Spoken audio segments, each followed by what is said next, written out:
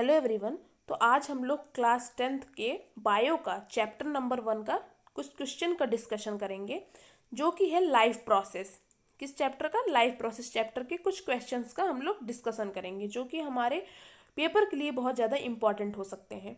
तो देखिए, हमारा पहला क्वेश्चन है, in amoeba food is digested in the. Amoeba जो होता है ना, अमीबा क्या होता है? हमारे एक यूनिसेलुलर ऑर्गेनिज्म होता है।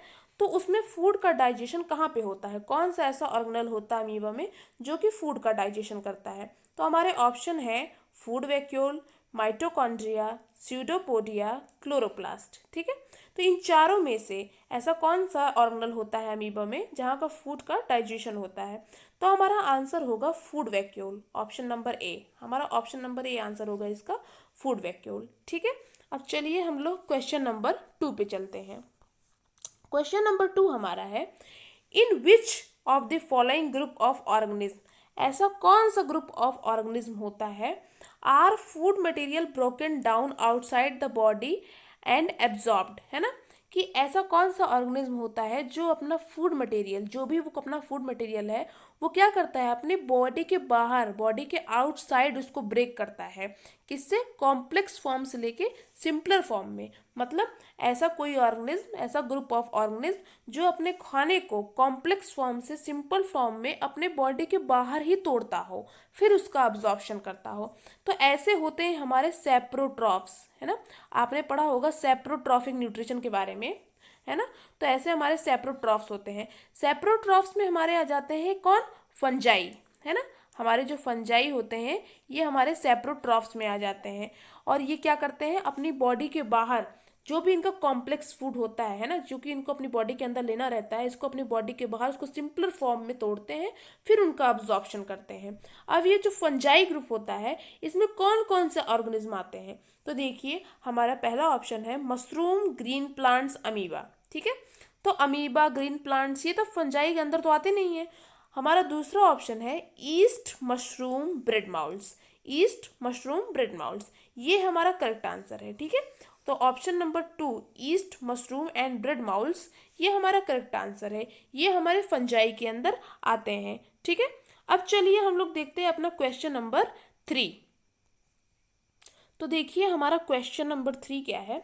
हमारा क्वेश्चन नंबर 3 है, the contraction and expansion movement of the walls of the food pipe. याद रखिएगा, फूड पाइप की जो वॉल होती है ना, फूड पाइप को और क्या कहा जाता है? ईसोफेगस, है ना। फूड पाइप को हम लोग ईसोफेगस कहते हैं। यहीं से हमारा खाना जब माउथ से आता है तो कहाँ जाता है? फूड पाइप में जाता है। फूड पाइप ही हमारा खाना हमारे माउथ से स्टमक तक पहुंचाता है। ठीक है, इसको हम लोग ईसोफेगस भी कहते हैं।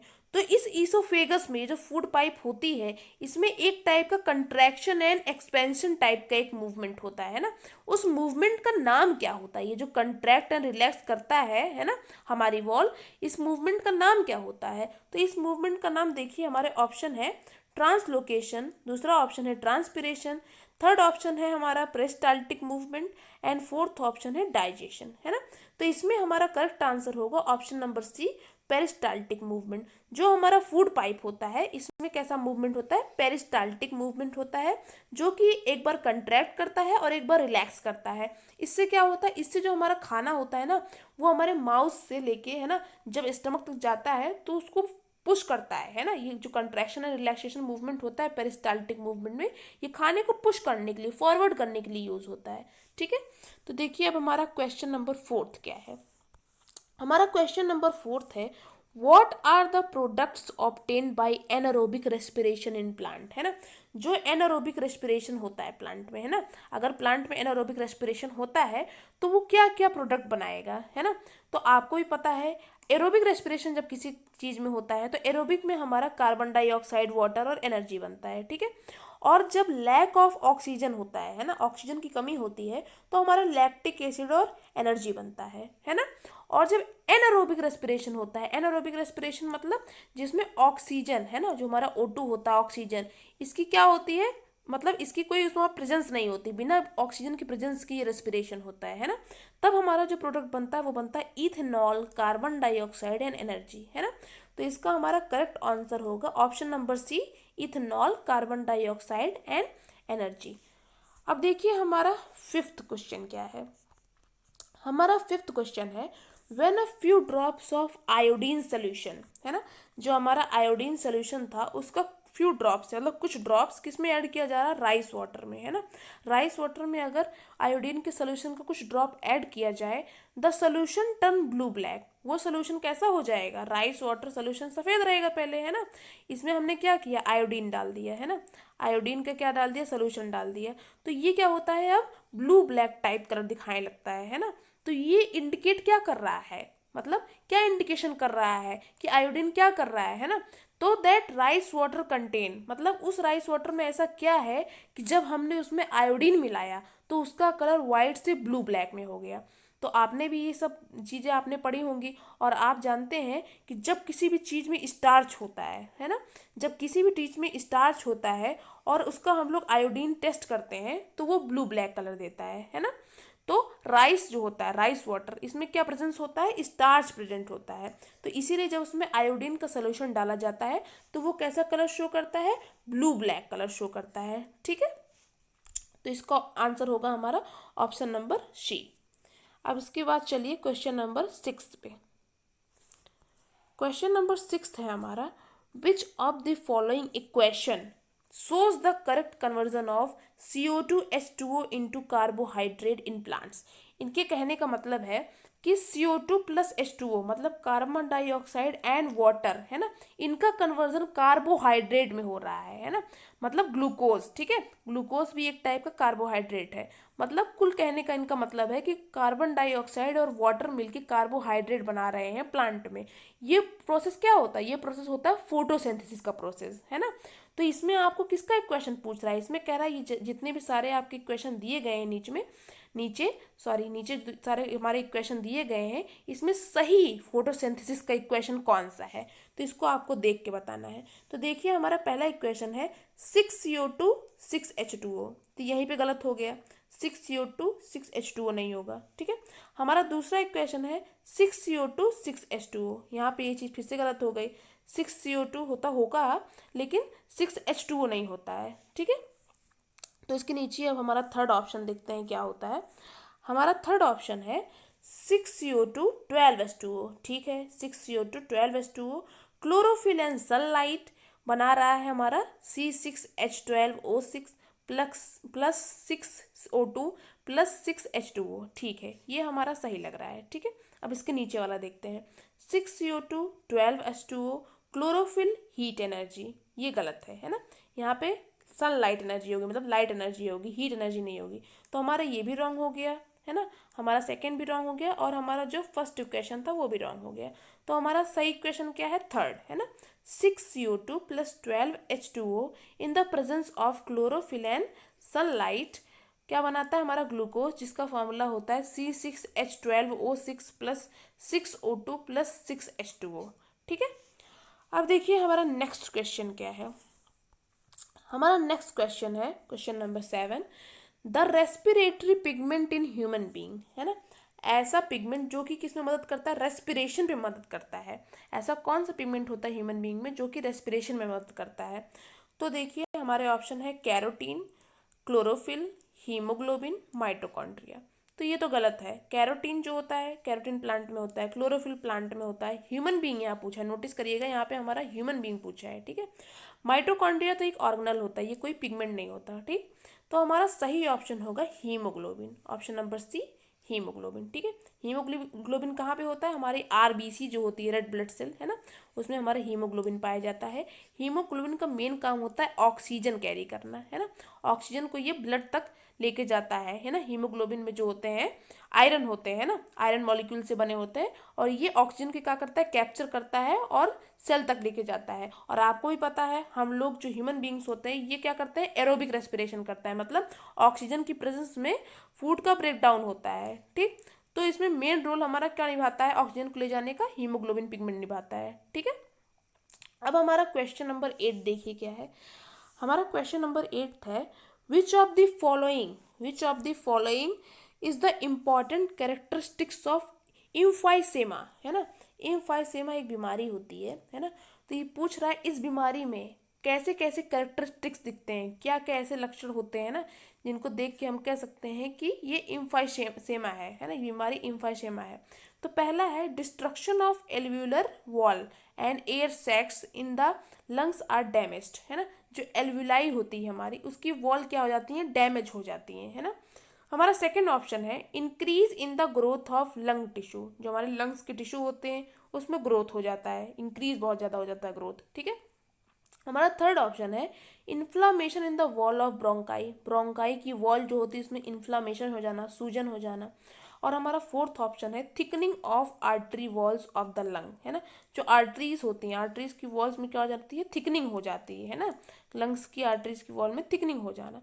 तो यहाँ पे हमारा सही ऑप्शन है डिस्ट्रक्शन ऑफ एल्वुलर वॉल, मतलब ऑप्शन नंबर ए। तो इम्फाइसेमा जो बीमारी होती है उसमें क्या होता है, destruction of alveolar wall and air sacs in the lungs are damaged, ठीक है। तो ये हमारा करेक्ट ऑप्शन है, ऑप्शन नंबर ए। अब देखिए हमारा नाइन्थ क्वेश्चन क्या है। हमारा नाइन्थ क्वेश्चन एक डायग्राम हमें दिया गया है ना। ये डायग्राम में क्या क्या दिखाया गया है, यहाँ पे दिखाया गया है, देखिए ब्रेड माउल्स है ना, यहाँ पे फंजाई बॉडी है, यहाँ पे ब्रेड है, मतलब ये ब्रेड का टुकड़ा है, इसमें ब्रेड माउल्स लग रहे हैं, फंजाई लग रही है ना। तो यहाँ पे हमारा क्वेश्चन क्या पूछा गया है इस डायग्राम से, देखिए हमारा क्वेश्चन है how do these fungi obtain food या न्यूट्रिशन, है ना। ये जो फंजाई होती है अपना न्यूट्रिशन कैसे लेती हैं, है ना। तो देखिए हमारा फर्स्ट ऑप्शन है by eating bread on which is growing, उस ब्रेड को खा के, है ना, जिस ब्रेड पे वो ग्रो कर रहा है उस ब्रेड को खा के। दूसरा ऑप्शन है हमारा by using nutrient from bread to prepare their own food, कि ब्रेड से अपना न्यूट्रिशन ले रही हैं और अपना खाना अपनी बॉडी के अंदर खुद बना रही हैं। तो ऐसा तो होता नहीं है, फंजाई हेट्रोट्रॉपिक में आती है ना, अपना खाना खुद नहीं बनाती है। हमारा तीसरा ऑप्शन है by breaking down nutrient of bread and then absorbing them, कि मतलब जो ब्रेड के अंदर जो न्यूट्रिएंट्स हैं उनको क्या करना, ब्रेक करना और फिर उसको एब्जॉर्ब करना, है ना। और हमारा फोर्थ ऑप्शन है by allowing other organism to grow on the bread and consuming them, है ना, कि किसी दूसरे ऑर्गेनिज्म को क्या करो, ब्रेड के ऊपर ग्रो करने दो और उसको कंज्यूम करो, है ना। तो आपने जो ऊपर अभी एक क्वेश्चन था उसमें आपने देखा था कि एक सेप्रोट्रॉफिक न्यूट्रिशन के बारे में बताया गया था, जिसमें फंजाई क्या करता था, अपना खाना बाहर पहले ब्रेक करता था फिर उसको ऑब्जॉर्ब करता था, है ना। तो यहाँ पे भी ऑप्शन नंबर सी सही होगा, जो कि है by breaking down the nutrient of bread, मतलब ब्रेड के न्यूट्रिएंट को ब्रेक डाउन करना बाहर उसके, है ना, एंड देन एब्जॉर्ब देम, उसके बाद उसका एब्जॉर्प्शन करना। तो हमारा यहाँ पे ऑप्शन नंबर सी एकदम राइट आंसर है। इसके बाद देखिए हमारा नेक्स्ट क्वेश्चन क्या कह रहा है। हमारा क्वेश्चन नंबर 10 है the characteristics process observed in anaerobic respiration are, anaerobic respiration में क्या क्या प्रोसेस होते हैं, है ना। तो हमारा पहला ऑप्शन है प्रेजेंस ऑफ ऑक्सीजन, क्या ऑक्सीजन की प्रेजेंस होती है एनारोबिक रेस्पिरेशन में, नहीं, एब्सेंस होती है ना, वहाँ पे ऑक्सीजन नहीं होता है, तो ये तो हमारा गलत हो गया। हमारा दूसरा ऑप्शन है release of carbon dioxide, carbon dioxide क्या रिलीज होती है एनारोबिक रेस्पिरेशन में, यस, ये हमारा सही है। हमारा थर्ड ऑप्शन है रिलीज ऑफ एनर्जी, क्या एनारोबिक रेस्पिरेशन में एनर्जी रिलीज होती है, यस, ये भी सही है। हमारा फोर्थ ऑप्शन है रिलीज ऑफ लैक्टिक एसिड, क्या एनारोबिक रेस्पिरेशन में लैक्टिक एसिड बनती है, यस, ये भी सही है, ठीक है। तो यहाँ पे हमारे नीचे कुछ ऑप्शंस दिए गए हैं जिसमें मतलब मल्टीपल ऑप्शंस हमारे क्या होंगे, आंसर होंगे, ठीक है। तो हम लोग चलिए इसको देख लेते हैं नीचे। तो हमारा पहला ऑप्शन है 1 and 2 ओनली, तो 1 तो हमारा रॉन्ग है, तो ए तो हमारा होगा नहीं यहाँ पे, है ना। हमारा दूसरा ऑप्शन है यहाँ पे 1, 2 and 3, तो फिर से वही बात हो गई, 1 हमारा रॉन्ग है तो 1 तो होगा नहीं, है ना। ये भी हमारा क्या हो गया, रॉन्ग हो गया, ये भी रॉन्ग हो गया। हमारा थर्ड ऑप्शन है 2, 3 and 4, हाँ ये हमारा राइट ऑप्शन है ना, कि सेकंड होगा हमारा release of carbon dioxide, third होगा release of energy and fourth होगा रिलीज ऑफ लैक्टिक एसिड, है ना। और हमारा फोर्थ ऑप्शन था 4 ओनली, तो ऐसा तो है नहीं, हमारा सेकंड और थर्ड दोनों होगा, सिर्फ फोर्थ तो होगा नहीं, तो ये भी हमारा फोर्थ ऑप्शन भी रॉन्ग हो गया। तो हमारा करेक्ट आंसर हो गया हमारा सी, ठीक है, सेकंड थर्ड एंड फोर्थ, ये होता है हमारा एनारोबिक रेस्पिरेशन में, ठीक। अब हमारा नेक्स्ट क्वेश्चन है the opening and closing of stomatal pore depend upon, जो हमारा स्टोमेटा होता है, आपने देखा होगा किडनी शेप्ड गार्ड सेल्स होते हैं ना, ऐसे हमारा जो स्टोमेटा होता है, ये स्टोमेटा खुलता और बंद कैसे होता है ना, तो ये होता है हमारा गार्ड सेल की मदद से, है ना। जब गार्ड सेल में क्या होता है, वाटर एब्जॉर्ब कर देता है, गार्ड सेल अपने अंदर वाटर का एब्जॉर्प्शन कर लेता है, तब क्या होती है, गार्ड सेल फूल जाते हैं और टर्जिड हो जाते हैं, तब हमारा स्टोमेटा ओपन होता है। और जब स्टोमेटा को क्लोज होना रहता है तो क्या होता है, यही जो वाटर है ये क्या होते हैं, एक्सपेल आउट हो जाते हैं, हमारे गार्ड सेल से बाहर निकल जाते हैं, और हमारा स्टोमेटा का जो गार्ड सेल होता है वो फ्लैशिड हो जाता है, श्रिंक हो जाता है, और वो क्लोज हो जाता है। ठीक है, तो हमारे ऑप्शंस हैं ऑक्सीजन, है ना, ऑक्सीजन की वजह से, तो ये रॉन्ग है। दूसरा ऑप्शन है टेम्परेचर, टेम्परेचर की वजह से, तो ये भी रॉन्ग है। थर्ड ऑप्शन है water in the guard cell, हाँ ये सही है कि जब गार्ड सेल में वाटर, है ना, वाटर आ जाते हैं, ये वाटर बाहर निकल जाते हैं तो ओपन और क्लोजिंग होती है। और हमारा फोर्थ ऑप्शन था कंसंट्रेशन ऑफ CO2, CO2 की कंसंट्रेशन की वजह से, तो ये भी हमारा रॉन्ग है। तो हमारा राइट आंसर होगा option number C, water in the guard cells. अब हमारा नेक्स्ट क्वेश्चन है, the given image shows how amoeba obtain nutrition, है ना। ये जो इमेज हमारी दी गई है, ये इमेज हमारी NCERT में भी, अगर आपने नोटिस किया होगा तो ये इमेज हमारी NCERT में भी दी गई है, NCERT की इमेज है। तो यहाँ पे दिखाया जा रहा है अमीबा अपना फूड किस तरीके से ऑब्टेन करता है ना। तो यहाँ पे क्वेश्चन क्या है, चलिए देखते हैं। क्वेश्चन है, how is this process advantageous for amoeba, मतलब अमीबा के लिए प्रोसेस कैसे एडवांटेज दे रहा है ना।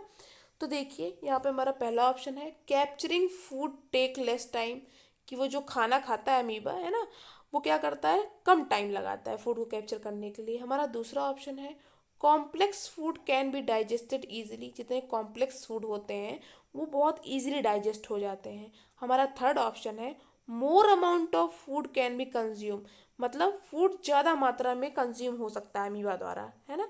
और फोर्थ ऑप्शन है fast distribution of nutrition with in the body, है ना, न्यूट्रिशन के अंदर, मतलब जो हमारे उनकी बॉडी होती है अमीबा, उनके अंदर फास्ट डिस्ट्रीब्यूशन होता है न्यूट्रिशन का।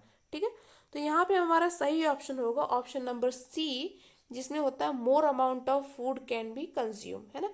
क्योंकि अमीबा जो होता है हमारा, आपको ही पता है ये इरेगुलर शेप का होता है, इसका कोई फिक्स शेप नहीं होता है, तो ये हर तरह से, है ना, हर तरह से ये मूव भी कर सकता है, और हर तरह से इसका कोई फिक्स माउथ भी नहीं होता है, हर तरह से ये अपना फूड कैप्चर भी कर सकता है फूड वैक्यूल बना के, है ना, स्यूडोपोडिया की मदद से।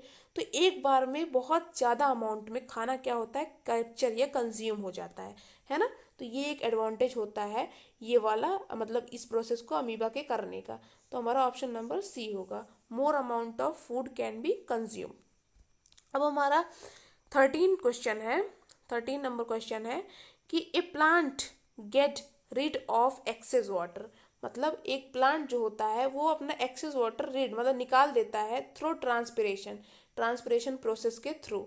What is the method used by plant to get rid of solid waste product, मतलब प्लांट को अगर अपना एक्सेस वाटर निकालना रहता है तो वो ट्रांसपिरेशन प्रोसेस के थ्रू निकालता है। अगर उसी प्लांट को अपना सॉलिड वेस्ट निकालना हो अपनी बॉडी से तो वो किस प्रोसेस से निकालेगा, है ना। तो हमारा फर्स्ट ऑप्शन है शॉर्टनिंग ऑफ स्टेम, मतलब स्टेम को शॉर्ट करके। दूसरा ऑप्शन है ड्रॉपिंग डाउन फ्रूट को गिरा के। तीसरा ऑप्शन है शेडिंग ऑफ येलो लीव्स, जो उसकी येलो लीव्स होती हैं, पीली पत्तियां होती हैं, उनको शेड करना, गिरा देना। और फोर्थ ऑप्शन है expansion of root in the soil, कि जो उसकी सॉइल होती है, मतलब सॉरी, जो उसकी रूट होती है ना, जड़ होती है, उसका एक्सपेंशन करती है, फैलाती है जड़ को मिट्टी में, है ना। तो इसका राइट आंसर होगा option number C, shedding of yellow leaves, है ना। जब प्लांट को अपने सॉलिड प्रोडक्ट को निकालना रहता है, वेस्ट को अपनी बॉडी से बाहर, तो क्या करता है, शेडिंग ऑफ येलो लीव, जो पीली पत्तियां होती हैं इनको अपना गिरा देता है। और एक्सेस वाटर को जब बाहर करना होता है तो वो ट्रांसपिरेशन प्रोसेस करता है। अब हमारा नेक्स्ट क्वेश्चन है 14 question, chemicals present in tobacco smoke led to the breakdown of elastic tissue in the alveoli, है ना, कि मतलब जो हम लोग टोबैको खाते हैं, स्मोक करते हैं, है ना, तो ये क्या करता है, हमारे एल्वुलाई में एक इलास्टिक टिश्यू होता है, उसको ब्रेक डाउन, खराब करता है, डैमेज कर देता है। नेम दिस स्पेसिफिक कंडीशन, ये जो एल्वुलाई ब्रेक होती है हमारी, ये इस कंडीशन को क्या कहते हैं, है ना। एल्विलाई जब हमारी ब्रेक हो जाती है स्मोकिंग से थ्रू या टोबैको खाने के थ्रू, तो इस कंडीशन को क्या कहा जाता है, कौन सी बीमारी होती है। ये हमारा ऑप्शन नंबर फर्स्ट है हार्ट डिजीज, है ना। और ऑप्शन नंबर सेकंड है इम्फाइसेमा, ऑप्शन थर्ड है ब्रोंकाइटिस, ऑप्शन फोर्थ है लंग कैंसर, है ना। तो हमारी हार्ट डिसीज तो नहीं होती है क्योंकि एल्विलाई की बीमारी है, मतलब लंग्स के अंदर की, है ना। ब्रोंकाइटिस भी नहीं होती है, ना ही लंग्स कैंसर होता है, ये होता है हमारा एम्फाइसीमा। आपने ऊपर एक क्वेश्चन पढ़ा था ना कि जिसमें एल्विलाई की वॉल क्या होती है, ब्रेक हो जाती है, खराब हो जाती है, डैमेज हो जाती है, सेम कंडीशन ये भी है ना। और उसको हम लोग क्या कहते थे, एम्फाइसेमा कहते थे। तो यहाँ पे हमारा करेक्ट आंसर होगा आंसर नंबर बी, एम्फाइसेमा। ठीक है। अब हमारा क्वेश्चन नंबर 15 चलिए देखते हैं क्या है। क्वेश्चन नंबर 15 कह रहा है digestion of food start from which organ of the human digestive system. मतलब जो हमारा पाचन तंत्र होता है ह्यूमन में, इंसान में जो पाचन तंत्र होती है वो कहाँ से स्टार्ट होती है, डाइजेशन कहाँ से स्टार्ट होता है, क्या पेट से स्टार्ट होता है। तो देखिए हमारे ऑप्शन क्या क्या है। हमारे ऑप्शन है mouth due to presence of saliva, कि मुंह के अंदर से ही हमारा डाइजेशन स्टार्ट हो जाता है सलाइवा की प्रेजेंस की वजह से। सेकंड ऑप्शन है oesophagus that move the food in the gut, है ना।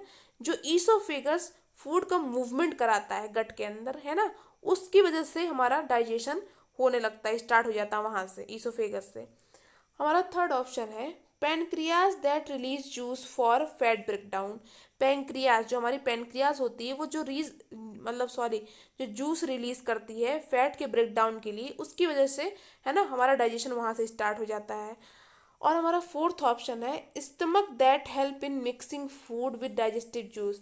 या तो स्टमक से, जहाँ पे हमारा क्या होता है, फूड का डाइजेशन स्टार्ट हो जाता है, और किससे, वहाँ पे क्या होता है, डाइजेस्टिव जूस होती है ना स्टमक में, जो गैस्ट्रिक ग्लैंड्स होती हैं वो गैस्ट्रिक जूसेस, जिसको हम लोग डाइजेस्टिव जूसेस कहते हैं, उसको सिक्रीट करती हैं खाने के ऊपर। तो क्या वहाँ से हमारा फूड का डाइजेशन स्टार्ट होता है, नहीं। ठीक है। तो हमारा सही ऑप्शन जो होगा वो होगा option number A, mouth due to presence of saliva. मुंह के अंदर से ही हमारा डाइजेशन स्टार्ट हो जाता है। तो हमारा डाइजेशन स्टार्ट होता है हमारे मुंह के अंदर से, जब हमारा जो स्टार्च होता है ना, खाने में जो स्टार्च होता है, जब सलाइवा खाने में मिलता है, इस स्टार्च को किसमें ब्रेक डाउन कर देता है, शुगर में, है ना। ये चीज़ आप लोग भी पढ़े होंगे कि स्टार्च सलाइवा के प्रेजेंस में शुगर में ब्रेक होता है, जो कि एक एंजाइम कराता है सलाइवा के अंदर, जिसको हम लोग कहते हैं सलाइवरी एमाइलेज, है ना। तो ये एंजाइम की प्रेजेंस में स्टार्च हमारा शुगर में ब्रेक होता है, तो यहीं से हमारा डाइजेशन भी स्टार्ट हो जाता है। ठीक है। तो हमारा सही ऑप्शन होगा ऑप्शन नंबर ए। अब देखिए हमारा नेक्स्ट क्वेश्चन क्या है।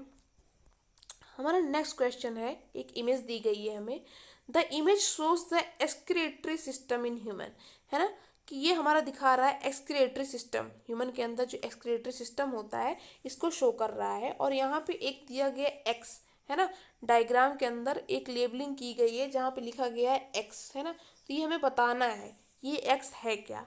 तो चलिए और आगे क्वेश्चन पहले पूरा पढ़ लेते हैं।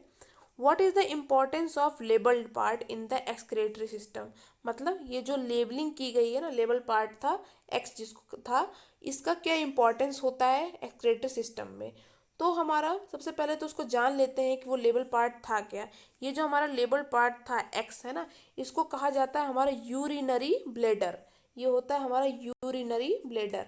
तो यूरिनरी ब्लेडर का क्या काम होता है, जैसे हमारा गॉल ब्लेडर होता है, गॉल ब्लेडर का काम होता है हमारा जो लीवर होता है उसको बाइल बनाता है, बाइल जूस, और बाइल जूस को क्या करता है, स्टोर करता है गॉल ब्लेडर। ऐसे ही जब हमारी बॉडी में यूरिन बनता है, उस यूरिन को करने का काम होता है उस यूरिन को स्टोर करने का काम होता है हमारे यूरिनरी ब्लेडर का। ठीक है। तो ये जो आपको दिया गया है लेबलिंग, है ना, ये यूरिनरी ब्लेडर है।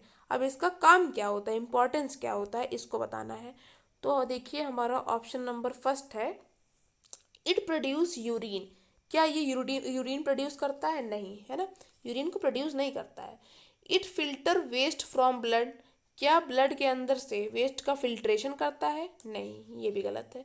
It store the urine till urination, है ना, क्या ये यूरिन का स्टोरेज करता है जब तक यूरिनेशन इंसान नहीं कर देता, मतलब जो अपना यूरिन है उसको अपनी बॉडी से बाहर नहीं निकाल देता है। या D it carries urine from kidney to the outside, कि किडनी से लेके बाहर तक का यूरिन का क्या करता है, कैरी करता है इसको। नहीं, ये भी नहीं करता, ये सिर्फ स्टोरेज करता है ना, यूरिन का स्टोरेज करता है। तो हमारा option number C, it stores the urine till urination, है ना, ये सही ऑप्शन है, हमारा सही आंसर है। अब देखिए आगे कौन सा क्वेश्चन है। क्वेश्चन नंबर 17 है, the image shows the transport of gas in the body through the heart and lungs, है ना। तो इसमें बता रहा है ट्रांसपोर्ट ऑफ गैस कैसे की गई हमारी बॉडी में, किसके द्वारा, हार्ट और लंग्स के द्वारा। इसमें बता रहा है इस डायग्राम में, देखिए इस डायग्राम को पूरी तरीके से। अब यहाँ पे इससे रिलेटेड क्वेश्चन क्या पूछे गए हैं, which of the following option shows the transport of oxygen to the cell correctly.